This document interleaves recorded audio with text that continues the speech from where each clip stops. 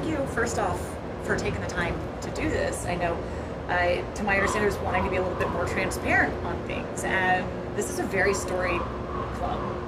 A lot of history, a lot of success, but we know recently that hasn't been the case.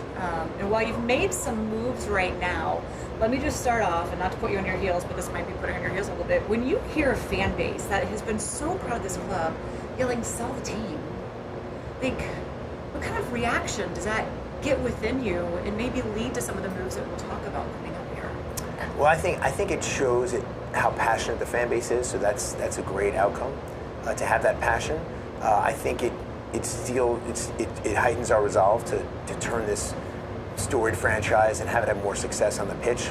I remember when we opened Audi Field with Wayne Rooney and the excitement with Lucho Acosta, Wayne Rooney, and how we were filling this building and the passion the fans had at Audi Field.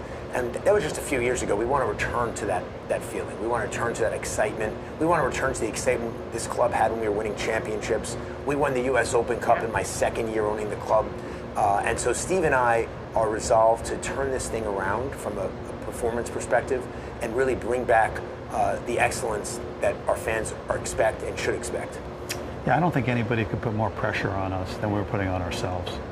We're not happy about the results this season or some of the prior seasons, and we're determined to fix it.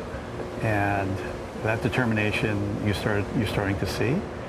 I don't think in a long time we haven't had a coach like Renee Weiler, who's a storied coach in terms of championships in Europe.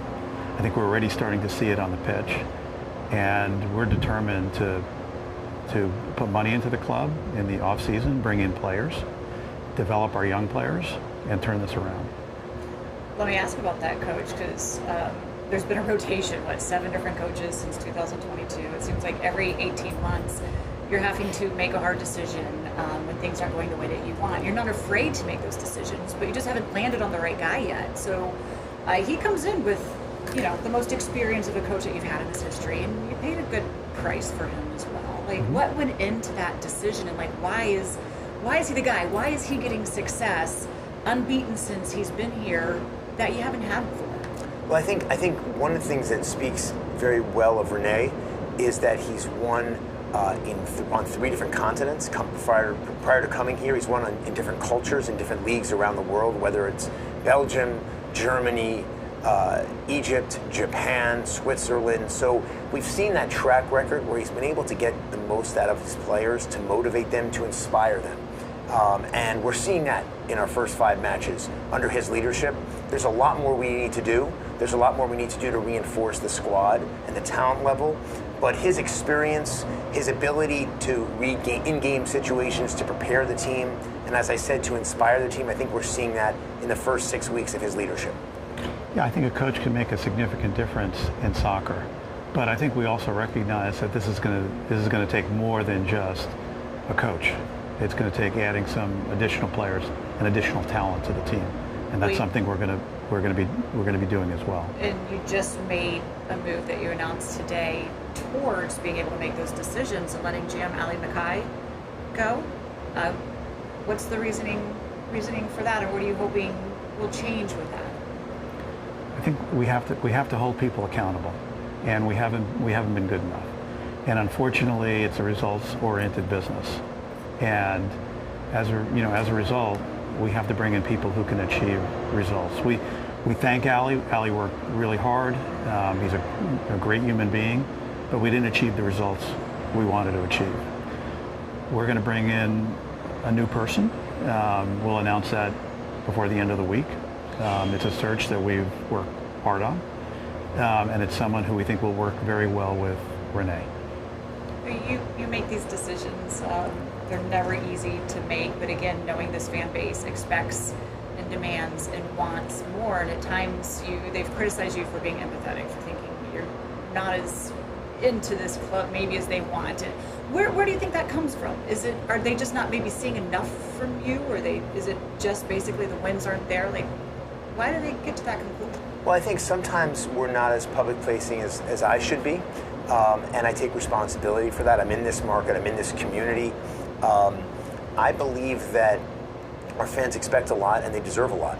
And there have been moments where you put people in place as an owner, you put a coach in place, you put a general manager in place, and then you want them to do their job, you leave them to do their job. And there are moments where we have to be more hands-on. And when we look at the track record of the club this season particularly, and we look at the moves that were made, we realized we needed a change. Last year, a year ago, we were in the playoff hunt until the last 30 minutes. And we want more than that, but we had a difficult 30 minutes that didn't allow us to make the playoffs. This year, we really have been eliminated. We were the first team eliminated from the playoffs. And we believe we can do more, and we need to be more visible and more vocal about wanting that, because I can assure you no one cares more than Steve and I do about the future of this club and about the success we want to have on the pitch. I always say, in the absence of information, people create their own narrative. Are you saying then that fans are going to have more of you and more of what you plan to do, where maybe that absence won't be there?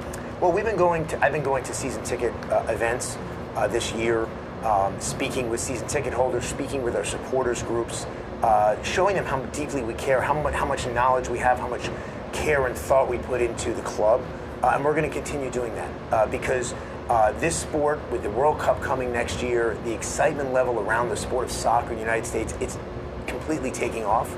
As it has been. This market, the nation's capital, we deserve a team we're proud of that leads the effort. That it's such an international city, and there's so many communities that love the sport of soccer and love DC United, and we want to give them the product that they deserve. When it comes to building the roster, you're just touching on that, and you want to put the right people in place to pick and decide those players. Like, you made these moves now. You could have waited a little bit, but it seems like you're kind of being assertive in your attacking to get ahead of when you can make some moves when January rolls around, to have your people in place. How do you, though, approach when it comes to the DP position? I mean, everybody has comments on that. You have one player right now, you could have three. Like, how can that change and transform the team, and what's your approach? Yeah, first of all, I think that was very insightful. We made the changes now in preparation for next year. So we want to go into the off season fully armed, fully ready, and ready to make moves. We're going to use we're going to operate within the rules of the MLS, but have a full panoply of designated players for next year. We've got targets. There'll be more targets as we move forward, but we're going to improve the team. And what about having maybe, I know there's a lot of talks a little bit about having an extra little reserve team. The only team in the MLS that doesn't have that. Could that help? Yeah, we're the only MLS team that has an investment in Loudoun United, which is a USL Championship team. And we're going to be announcing a partnership to have a team in MLS Next Pro as well. That is our exclusive partner for that as well. So I think that would help. We've invested a lot in our academy.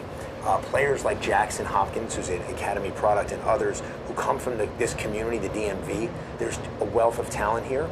So we've now gone to a residency program where we're scholarshiping kids who are in school with us and also training at soccer. We were just out there in Loudoun County where they're doing that facility. So we're going to do more of that. We've tripled the investment in the academy with the idea that having a second team and a third team really going to help us prosper and help the team develop local homegrown talent. It's nice to hear. This is a great market for talent development. There's a lot of very, very strong youth soccer players in this area. What about fan engagement? It could be easy to say, look, the experience is going to be better when there's wins, but when there's not losses, you get disgruntled. And again, it's been more missed playoffs than made in your ownership. How can you get the fans to believe in what you're doing and make this place electric again? Well, first of all, I think we have the best location for a venue, a MLS venue in all of Major League Soccer. What we've done at Buzzard Point, what's happened between the Navy Yard and the Wharf has been exciting. The seats at this stadium, I don't think there's a bad seat in the house. So what we've got to do is put a better product out there. And that's our focus. And also listening to our fans, listening to what they want, the pupusas at the stadium, the food, the environment, the pregame atmosphere. Those are things that we're working very hard at. And our team is working hard at to engage our supporters. And we've done a lot in that area. We're really proud of our partnership with Fox 5, actually, because allowing accessibility to our matches, allowing accessibility to our team, that's very important to us as well. Why was it important to deepen that relationship with Fox 5? Well, I mean, Fox 5 has made a commitment to to the local soccer team. Having the replays after the games is incredibly valuable for maybe the more casual fan. I think that's incredibly important. I think we want to do more and more outreach to fans with Fox 5. You mentioned that you've got World Cup matches coming up here. What can we say linemen and fans expect with the whole world going to be having their eyes on this stadium and this club? Well, the World Cup matches are going to be all over the United States and Mexico and Canada this year in 2026. And I think this whole nation is going to stir over soccer and what soccer has become, and it really focuses in DC because we've got the embassies here, we've got communities internationally that love this sport, and they're going to embrace the World Cup being here. And so I think over the next several months, you're going to have soccer fever all over America. Does that help with, I mean, we talk about season ticket holders and getting, this stadium back up. It's, home games, the performance hasn't been there. People kind of stopped showing up a little bit. And, can you piggyback some of that to get more people to come and to get this place where it's full of fans once again? I think the World Cup is going to bring a lot of attention to soccer in the U.S. It's the biggest sporting event in the world. I think it's also fantastic for the league because it will give a lot of people in the country who watch European soccer an opportunity to see MLS players competing in the World Cup. I think there may be as many as 100 MLS players competing in the World Cup. It's a huge opportunity. For us, we need to win. We need to bring our fans back and show them that we can win on the pitch with an exciting team. This stadium's pretty amazing. When this place is full, yeah, and the team is doing well, there's nothing better. There's no place more exciting than Audi Field. Do you guys participate in the beer snake? That's one thing I don't participate in, but I support those who do. Okay. That's what people, they get into it. They certainly do. It is beautiful. And look, it is privately funded, and I think we'd be amiss to say that the club wouldn't be here if it wasn't for your investment in this being in D.C. It could easily be somewhere else, or in Baltimore even. Are there talks of maybe putting a roof, more seats, progressing where we have already? We are. Listen, we host other events here. We host the Spirit. We host DC Power. We host, obviously, the Defenders here. We're really proud of that. We're hosting this Saturday. We're hosting the Howard Hampton Football Classic, the Truth and Service Classic. So a lot of events going on at this stadium. We are talking about expanding the stadium. When I put my Audi Field hat on, I think about a roof potentially. I think about the expansion, more premium experiences. This is really a temple to sports and a temple first and foremost to soccer, and we're going to look to expand it because that's what our fans want. That's what this community wants. We want to do more concerts here. We hosted Broccoli City Fest last year, which was fantastic. So more of that, more of community engagement, and more opportunities for people to enjoy this building. When you look at what other franchises are kind of doing in the area, the Mystics and the Wizards with kind of a youth resurface, rejuvenation, the Spirit with their fan engagement and new ownership, and then the Commanders with their new ownership, and Josh Harris and Mark Guine, just how out there they are in the community and rebuilding their team. Are there things you can pull from that and helping you move forward as well as you're trying to get this team on track? Well, we've got a phenomenal fan base. We've got a young, diverse, engaged, digitally sensitive, native fan base, and we're working closely with them on what they want to see, how they want to be engaged with. So yes, there's a lot we can learn, and this is becoming the sports capital. The mayor said it, Councilmember McDuffie said it, and we're really proud of that. We're really proud of playing our role in DC being this sports capital.